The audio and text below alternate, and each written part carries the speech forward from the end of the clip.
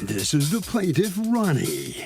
He says the defendant is his ex-wife, and she owes him $208.08, and he's suing her because he can't let her get away without paying him what she rightfully owes. He took care of everything in their marriage, but fair is square, and he's suing. This is the defendant, Tanisha. She says the guy knocked her teeth out. He was violent and abusive. He went to prison, and how dare he take her to court over this little utility bill? He has some nerve. If anyone's owed money today, it's not him. She's accused of not paying up. The defendant has filed a countersuit for $6,000 for dental work and pain and suffering. All parties, please raise your right hand. People's Court is now in session. The Honorable Judge Marilyn Williams presiding. Litigants have been sworn, Your Honor. Thank you, Douglas. You're welcome. Okay, Mr. Ronnie, what brings you here? What happened? Well, first, I'd like to say hi, Judge. I'm a big fan of yours.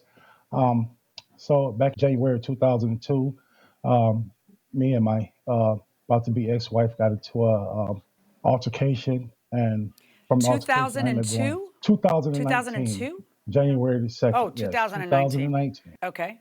I ended up going to prison, and I'm suing for a gas bill that he ran up in my name. How long did you go to prison for, Mr. Ronnie, 11 months. 11 months. And what were the charges that you went to prison for? A domestic violence. And who was the victim on that case? Was that her? My soon-to-be ex-wife. Okay, so you ended up serving 11 months, and then how many months was a gas bill still in your name inappropriately? 9 months. All right, so Ms. Tanisha, he says that you're supposed to pay that, but I've read your answer to the complaint, and as I understand it, there's just a little bit more to this story, so let me hear from you.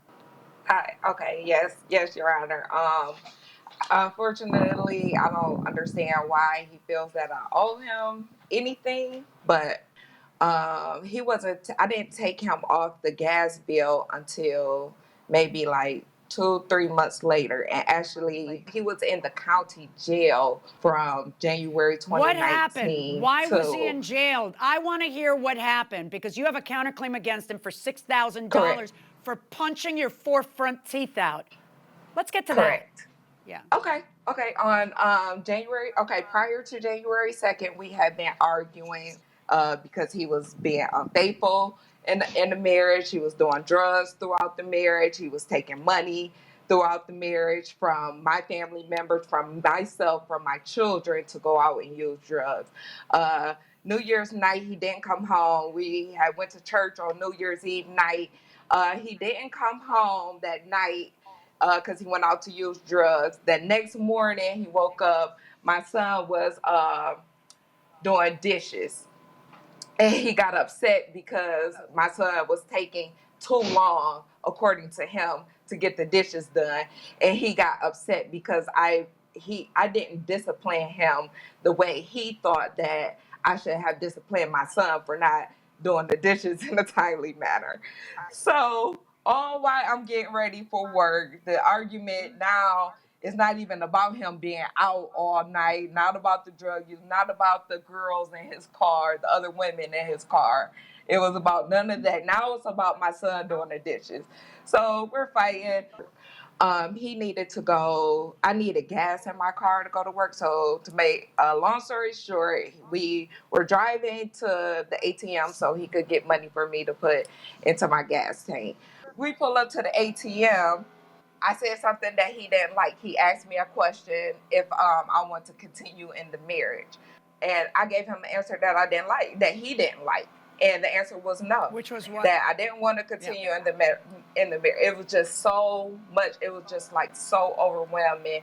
I was just done. Things weren't getting any better. There was no signs that anything was getting better. So we're pulling up to the ATM.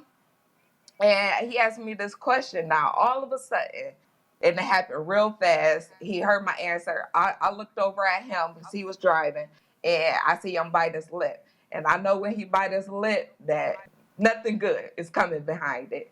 And next thing I know, his fist came over into my mouth. Now, initially, I was in shock. I didn't feel no pain or nothing. I immediately put my hand over my mouth, and I turned over and looked at him, and he was just like, oh, and broke down crying in tears. I'm so sorry. I took my hand away from my mouth, and my hand is covered in blood. If there's a gas station that's like right across the street from the ATM, we immediately drive over to the gas station that was across the street. We go into the bathroom. He's all, I'm sorry, nervous about what we're gonna do. I'm gonna go to jail. Just going on and on and on. So I told him, I said, take me to my daughter. Take me to my daughter. We How drive old's back your home, daughter? which was my daughter at the time. She was 17. She's not his daughter, right? Correct. No. I have 3 children, and none of them are his. So he did bring me home to get my daughter, and he didn't want to take me to the actual emergency room. So we drove to the dentist because he knew if we went to the actual emergency room that the police would be called. So he took What did me you tell to your daughter had happened? She knew. I told her exactly the whole story. Everything that, well, she knew prior. Has he hit everything you that happened before till that we time? left. When you say Yes, he has. everything that happened prior, and when you said when he bites his lip, I know nothing good is going to happen. Has he hit you Correct. before? Plenty of times. Plenty. I should have been What left is a long plenty? time ago. I know. How many times did you call the police? That was my first time. Oh, wow. All right. So so you go to the dentist, and when you go to the dentist, what happens? Does your mother meet you there? No, his mother did. His mother. And then what happens? Yes. She came up there. She was just so apologetic. The dentist office actually stayed open after hours to continue to treat me. I ended up getting stitches. They ended up, and I remember being in such excruciating pain. Excruciating pain for so long. I cannot imagine how much it would hurt to have your 4 front teeth punched out. So you called the police, and what happened? Did he get arrested? He went on the run for about 2 to 3 days, and then he turned himself in. Did he have any other arrests for domestic violence before this one? Yes. Not with me, with other victims. His like a couple of them with this kid's mother or just prior girlfriends. He has a lot of baby How mamas. many prior domestic violence cases did he have? The only ones that I know for sure, I know he did like 3 years. He almost killed one young lady. He threw her through a table, Wow. a coffee table, and she was hospitalized for a while. I know when he went to prison. When did you learn about this? Actually, to Before be or after honest, you married him? It was before I married him. And you he thought told me that a he would story, change his Your Honor. stripes?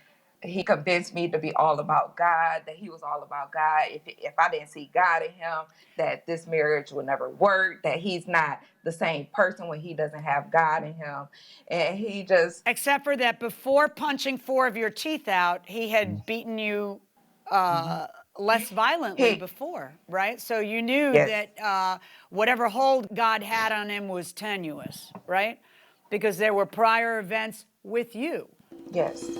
I would like to hear your response to the things that she just said. Oh, definitely. So we let part of it was true, the arguing part and going to the bank, and I got the money out the bank. She was driving. She got mad at me, and from the bank, she zooms directly across the street into the gas station, and she hit a pole. Okay. Now, if you look on I'll sent you some copy works with copies where she went to the judge. She also bailed me out of jail. I do have 2 prior convictions of DV, but years ago.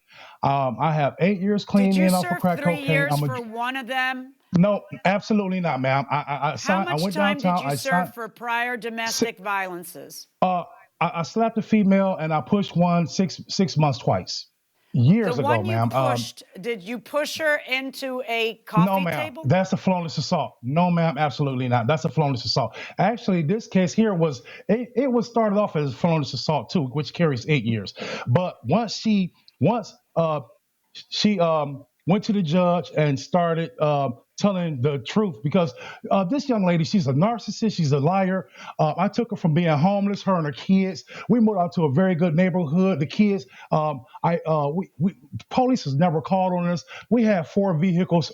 I paid for. I Had worked. I you had a landscaping previously business. hit her?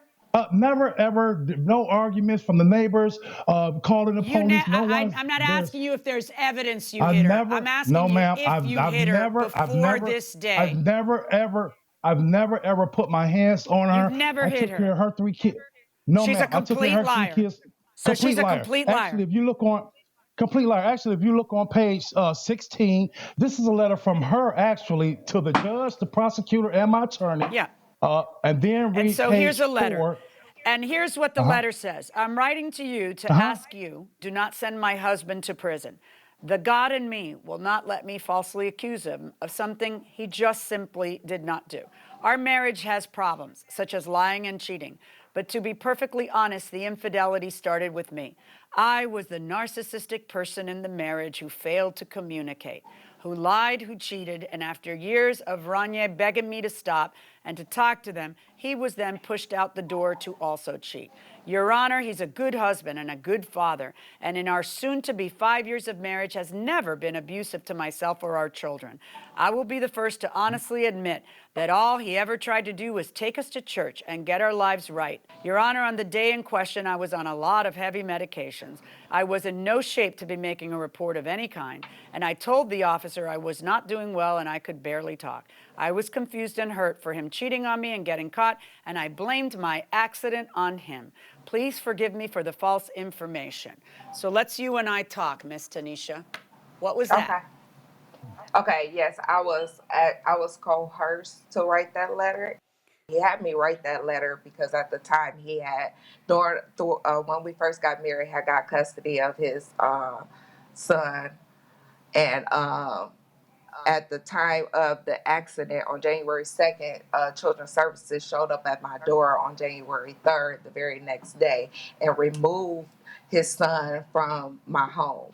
Uh, it's Why? a lot. Because the police had been called, and did you just call this an accident? Did you just call this why did you call it an accident if you say he whooped you?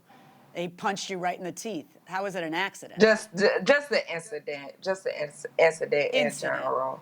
Yeah, incident. All right, yeah, so then, But Your Honor, all right, so why are Your you Honor. writing this so that he could have his kids? Wait a second. Why are you writing this so that he could have his kids back? I wrote the letter. I wrote the letter to the judge at juvenile court.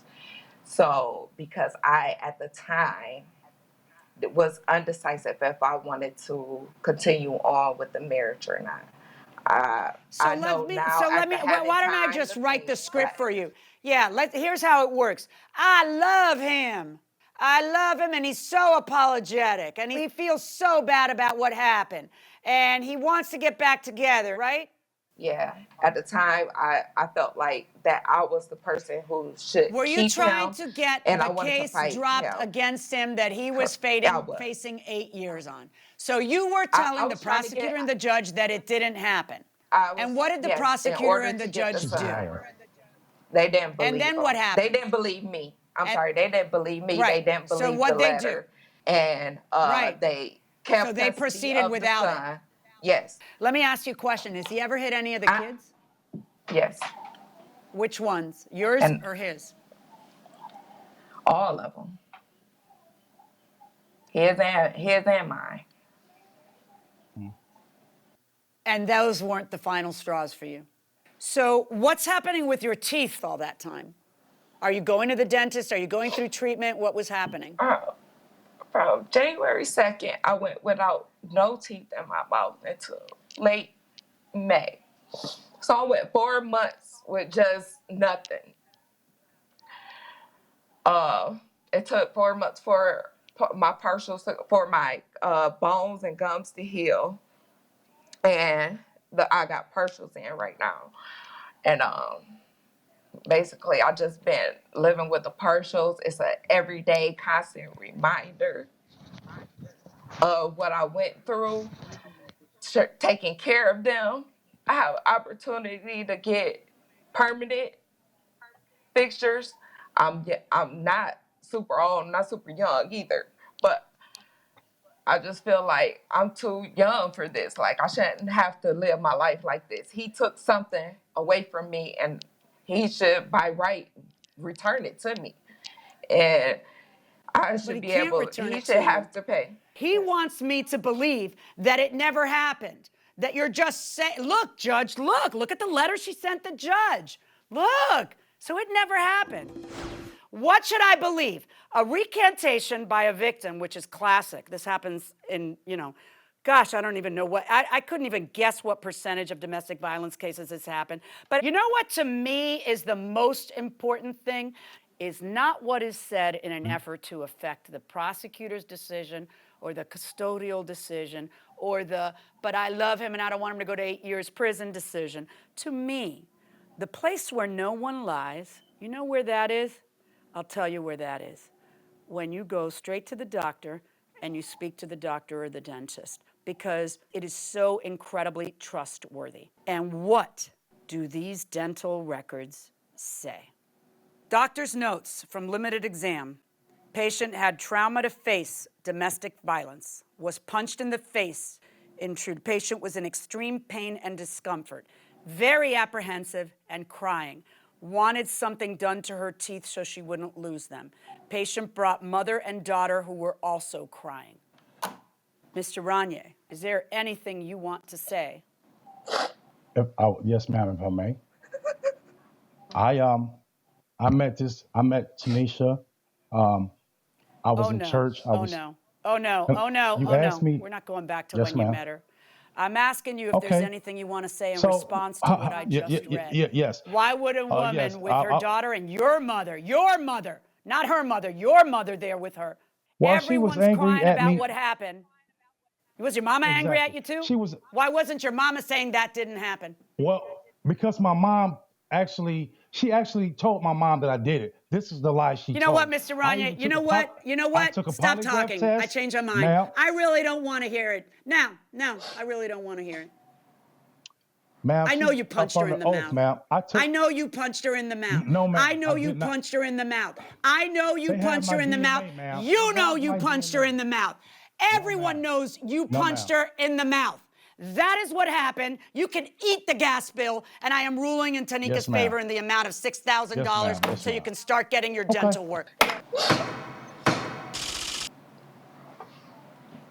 Let's see what Ronnie, the plaintiff, has to say about this case right now. Ronnie, I know you're upset. What are you thinking? She's a liar. She's a narcissist. And then she said I was on drugs. I had, when I got from ankle monitor, when they tested me was I on drugs, I have it on paper, said I wasn't on drugs. Everything was clean. And the judge just don't like a person that's on with a domestic violence case. It actually was a felony. I was going to have a domestic violence case thrown out, but I was messing around with her still. She was still sneaking over to where I was at, took my ankle monitor too. That's all I have to say. It's fine. All right, you've said your bit, but you still have to pay down $6,000. Well, good luck with that. Tanisha, let me ask you, I know you're very upset. You probably didn't want to have a lot of this come out in court, but what are you thinking right now? I'm really happy with the judge's decision. Right now, I'm more angry and ashamed that I didn't keep myself and my kids safe like a mom should have. And it's a mistake that I've learned from and that I will never make again. As far as like anything that he was saying, I knew to, not to say anything. I knew that, the judge would catch him in his lies, and I didn't have to, fight for it. It was all right there. He couldn't even keep his stories together. It didn't make any sense. The judge, like I told my kids, I said, the judge is a very smart lady. We don't have to say much, just stick to the facts. And, and look at God. Look at God. That's all. Well, it sounds like Thank you. You've learned a valuable lesson from I did. the judge. Absolutely. Thank you so much. Congratulations, then. Good for you. Well, this is quite a case. Obviously, the judges have a lot to say about this. Let's see what it is.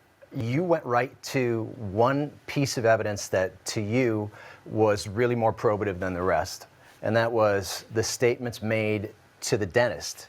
Yeah, for because you're not diagnosis going to and lie to the treatment. dentist about how it No. happened because you're worried that it's going to affect your treatment. Your diagnosis. You're trying to and save your treatment. teeth. You're not going to. And plus, it was so fresh. It had just happened, and the daughter's crying. She's crying. His mother's crying. Everybody's crying. Right. How does she get to lie to the mother without him knowing that? And he drove them there. Everybody knows what happened at that moment. He knows what happened. And certainly, as a judge, it's not unusual to see domestic violence cases proceed with a recanting witness. It happens more and more. We've got prosecutors who are aggressive who say, look, I've got a 911 call with the victims screaming and explaining what's going on as it's happening. It's going to be admissible in court. You got blood everywhere. You got blood all 4 over the teeth place. on the floor. The police arrive on the scene. They see certain things. Even if nobody says a word when they walk in the door, they can see the crime scene. They see what happened. And then you've got statements made in support of medical diagnosis or treatment under the hearsay rule. Yeah, it's an exception because it's so trustworthy. Right. The statements that you make to that dentist or that doctor are very trustworthy. Why? Because you're not going to lie to him because they're for medical diagnosis. Exactly. They're before you have a chance to say, oh, but I don't want him to go to jail for 8 years. Oh, but he's going to be in trouble. Oh, but he's so sorry. It's before all that garbage starts to happen. Okay, Kim wants to know this. Hey, Harvey. I had a faucet leak, notified the landlord, and it took him 5 days to fix it. My water bill went up $100. Can I deduct it from my rent? I live in Oklahoma. Haven't checked Oklahoma law on this, but typically, if you call the landlord and the landlord fixes it in a reasonable period of time, then the landlord is absolved of any responsibility. However, if there is a leak and the leak is on the landlord, I think you can absolutely make a case that whatever the excess bill is for the time that there was a leak, that should be borne by the landlord. And that will do it for this case. Litigants for the next case inside the courtroom.